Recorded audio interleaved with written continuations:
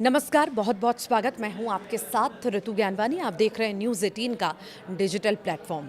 America ने दक्षिण Iran में मिसाइल ठिकानों और नौसैनिक जहाज़ों पर आत्मरक्षा के तहत हमला किया है। तो वहीं कतर में अमेरिका और ईरान के बीच युद्ध खत्म करने को लेकर बातचीत लगातार जारी है।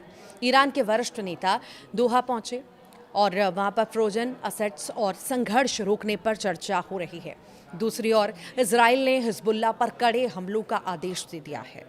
लेबनान के मुताबिक मार्च से अब तक इजरायली हमलों में 3,185 लोगों की मौत हो चुकी है।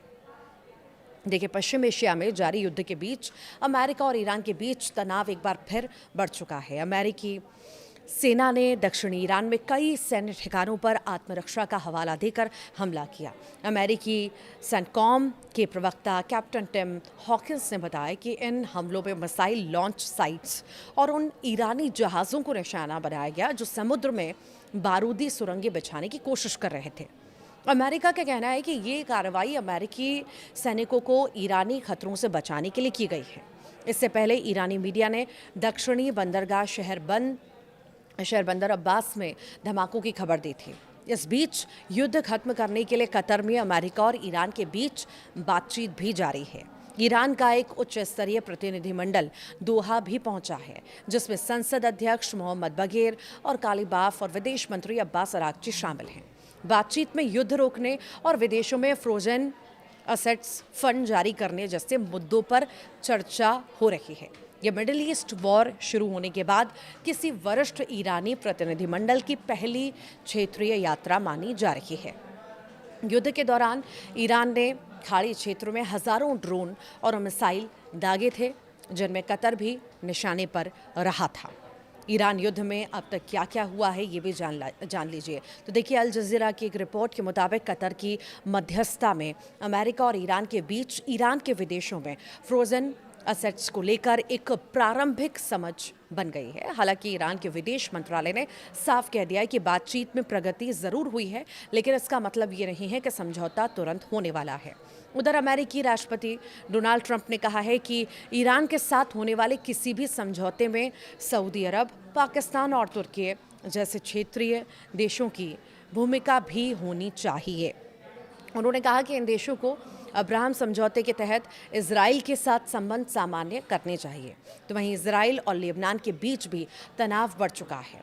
इजरायली प्रधानमंत्री बेंजामिन नेतन्याहू ने हिजबुल्ला के खिलाफ कड़े हमले करने का आदेश भी दे दिया है। कहा है कि उनका देश इस समय इस समूह के साथ युद्ध की स्थिति में है। लेबनान के स्वास्थ्य मंत्रालय के मुताबिक 2 मार्च से अब तक इजरायली हमलों में कम से कम 3,185 लोगों की मौत हो चुकी है, जबकि 9,633 लोग घायल हैं। हाल के दिनों में इजराइल ने पूर्वी बेका घाटी और दक्षिणी लेबनान में हवाई हमले तेज कर दिए। अमेरिकी विदेश मंत्री मार्को रूबियो ने कहा, बंदर अब्बास पर अमेरिकी हमलों के बावजूद ईरान के साथ समझौते को लेकर बातचीत कतर में जारी है। भारत दौरे के दौरान जयपुर में रूबियो ने कहा कि समझौते की सटीक भाषा तय करने में अभी कुछ दिन लग सकते हैं। हालांकि उन्होंने ये भी साफ कहा कि स्ट्रेट ऑफ होर्मुज पर हाल ही में खुला रहेगा, चाहे किसी भी तरीके से हो, वो खुला ही रहेगा। तो बिना टैक्स से खुला रहना चाहिए होर्मुज, ये भी मार्को रूबियो ने कहा। अमेरिकी विदेश मंत्री मार्को रूबियो ने एक बार फिर से होर्मुज जलडमरू मध्य के लिए बिना किसी टोल टैक्स के खुला रहना चाहिए, इसको लेकर के बात कही। उन्होंने कहा कि वहाँ जो हो रहा है वो गैरकानूनी, गलत और अस्वीकार्य है। दुनिया का कोई भी देश इस तरह के टोल सिस्टम को स्वीकार नहीं करता, सिर्फ ईरान इसे सही मानता है।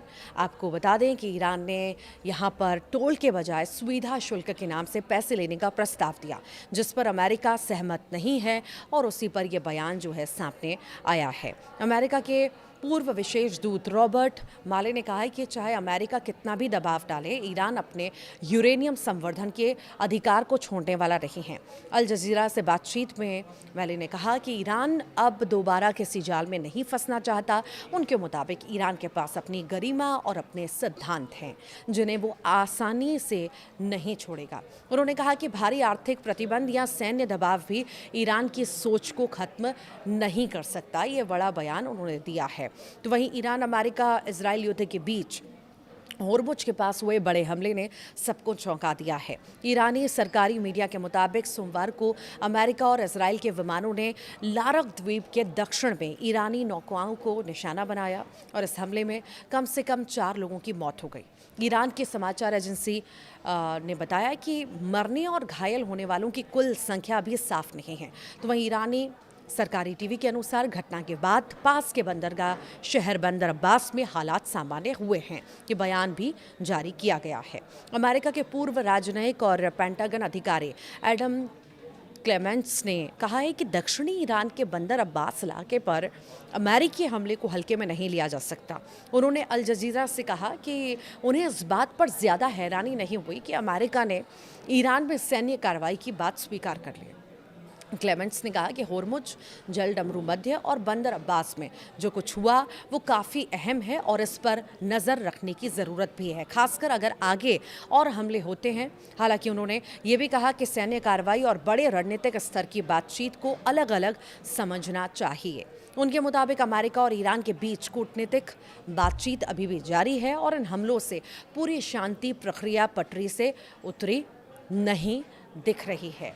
तो वहीं कतर की राजधानी दोहा में अमेरिका और ईरान के बीच चल रही बेहद अहम बातचीत जो है अब किसी बड़े समझौते की ओर बढ़ती दिखाई दे रही है। क्षेत्रीय मीडिया रिपोर्ट्स के मुताबिक दोनों देशों के बीच कई अहम मुद्दों पर सहमति बनने वाली है, जिससे पश्चिम एशिया में तनाव कम होने, दुनिया के सबसे महत्वपूर्ण तेल मार्गों में से एक स्ट्रेट ऑफ होर्मुज के फिर से सामान्य होने की उम्मीद बढ़ी है। अल जजीरा की रिपोर्ट के मुताबिक कतर की मध्यस्थता में अमेरिका और ईरान के बीच विदेशों में फ्रोजन ईरानी असेट्स को लेकर एक शुरुआती सूत्रों का कहना है कि अगर बातचीत इसी तरह आगे बढ़ती रही तो जल्द ही बड़े समझौते का ऐलान भी हो सकता है। तो वहीं ईरान अमेरिका इजराइल युद्ध के बीच बड़ा घटनाक्रम भी सामने आया। अमेरिकी सेना ने दक्षिणी ईरान में कई ठिकानों पर हवाई हमले कर दिए, जबकि दूसरी ओर कतर में शांति वार्ता शुरू हुई है। अमेरिकी सेना के मुताबिक ये हमले आत्मरक्षा के तहत किए गए हैं। निशाने पर मिसाइल लॉन्च साइट्स और वे ईरानी नौसैनिक जहाज थे जो समुद्र में बारूदी सुरंगें बिछाने की कोशिश कर रहे थे। इसी बीच ईरान के वरिष्ठ वार्ताकार कतर पहुंचे, जहां पर अमेरिका के साथ युद्ध खत्म करने को लेकर बातचीत लगातार हो रही है।